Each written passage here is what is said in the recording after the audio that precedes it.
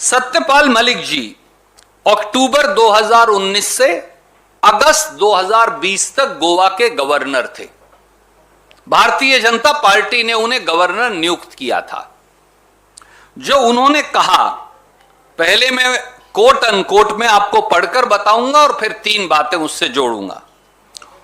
उन्होंने कहा, there was corruption, and I quote, there was corruption in everything the Goa government did. Its plan on door-to-door distribution of ration during COVID was impossible. It was done on the insistence of a company that paid money. I was asked by people, including those in opposition, to investigate the matter. I probed the matter and informed the Prime Minister. The PM asked the same people who were behind the plan about the allegation. It is obvious those involved will not accept what they did. In the end, I was removed and the CM was retained. साथियों, राज्यपाल के संवैधानिक पद पर बैठे एक व्यक्ति ने न केवल गोवा के भाजपा के मुख्यमंत्री बल्कि देश के प्रधानमंत्री की भूमिका को ही संदेह नहीं, शायद सच्चाई के इल्जामों के कटघरे में लाकर खड़ा कर दिया है। 3 बड़ी बात उन्होंने कही।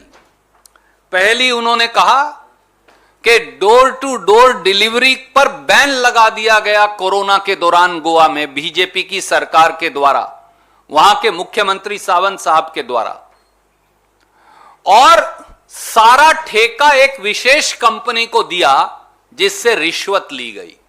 यह मैं नहीं कह रहा, ये दिनेश गुंडू राव जी नहीं कह रहे, ये गोवा के उस समय के गवर्नर कह रहे हैं जो आज भी महामहिम के पद पर हैं।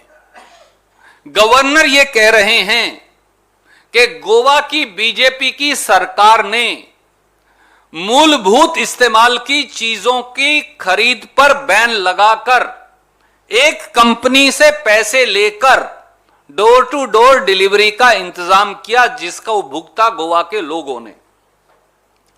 दूसरी बात, गवर्नर यह कहते हैं कि उन्होंने बार बार कहा कि अगर यहां से आप माइनिंग के ट्रक्स निकालेंगे तो गोवा में कोरोना फैलने का और ज्यादा अधिक चांस है, गोवा के लोगों की जिंदगी खतरे में पड़ेगी।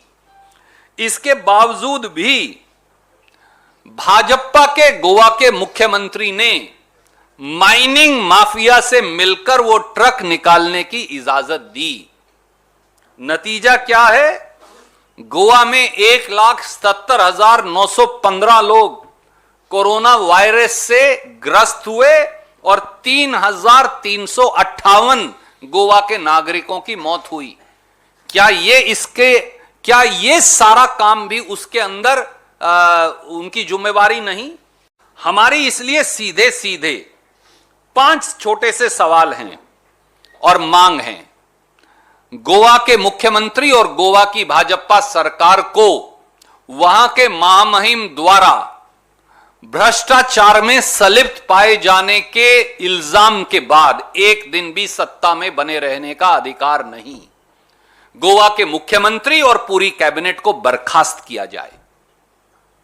दूसरा, गोवा के मुख्यमंत्री और मंत्रिमंडल के वो सब लोग और अधिकारीगण जो इसमें संलिप्त थे, उन पर एफआईआर दर्ज कर बाकायदा जांच बिठाई जाए।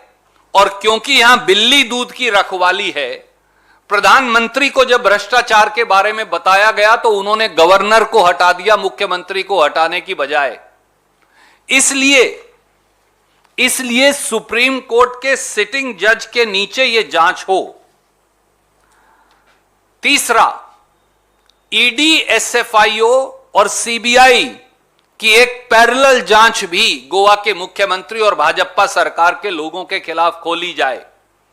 चौथा, देश के प्रधानमंत्री जवाब दें।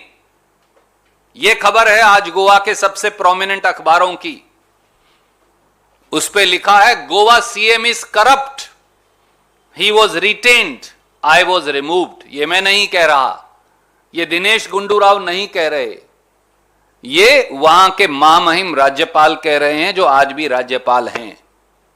तो ऐसे में प्रधानमंत्री की भूमिका अब सीधे सीधे उस पर उंगली उठी है।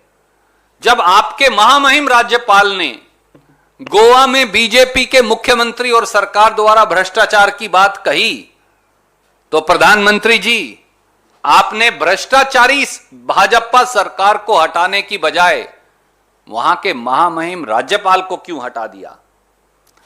और सच यह है कि गोवा जैसे दूसरे प्रदेशों में भी डबल इंजन की सरकारें अब डबल भ्रष्टाचार की सरकारें बन गई हैं।